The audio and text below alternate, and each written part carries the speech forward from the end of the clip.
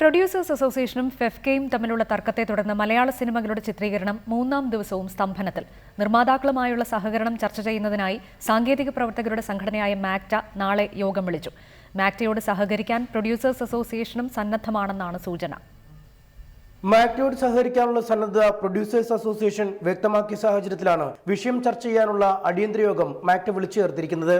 കൊച്ചിയിൽ നടക്കുന്ന യോഗത്തിൽ ഭാവി പരിപാടികൾ സംഘടന ചർച്ച ചെയ്യും. ആവശ്യമെങ്കിൽ കൂടുതൽ സാങ്കേതിക പ്രവർത്തകരെ ചിത്രീകരണത്തിന് വിട്ടു നൽകാനാവുമെന്നും മാക്ട ഭാരവാഹികൾ അറിയിച്ചു. കഴിഞ്ഞ 3 വർഷമായിട്ട് തൊഴിലില്ലാത്ത ഞങ്ങളുടെ പാവപ്പെട്ട തൊഴിലാളികളെ വിട്ടു നൽകാമെന്ന് പറഞ്ഞുകൊണ്ട് ഞങ്ങൾ അവരെ അറിയിച്ചു.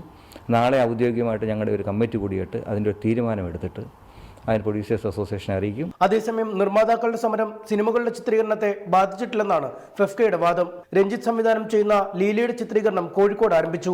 രാജീവ് രവിയുടെ ദുൽഖർ സൽമാൻ ചിത്രത്തിന്റെ 2ാം ഷെഡ്യൂൾ കൊച്ചിയിലും തുടങ്ങി. ജയരാജിന്റെ പുതിയ ചിത്രം 5-നും സുജിത് വാസുദേവ് സംവിധാനം ചെയ്യുന്ന ചിത്രം 11-നും ചിത്രീകരണം ആരംഭിക്കുമെന്ന് ഫെഫ്ക ഭാരവാഹികൾ അറിയിച്ചു. സിനിമാ മേഖലയിലെ സാങ്കേതിക തൊഴിലാളികളുടെ ശമ്പളം 30% വർദ്ധിപ്പിച്ചതിനെ തുടർന്നാണ് ഫെഫ്കയും പ്രൊഡ്യൂസേഴ്സ് അസോസിയേഷനും തമ്മിൽ കൊമ്പ് കോർത്തത്. റിപ്പോർട്ടർ, കൊച്ചി.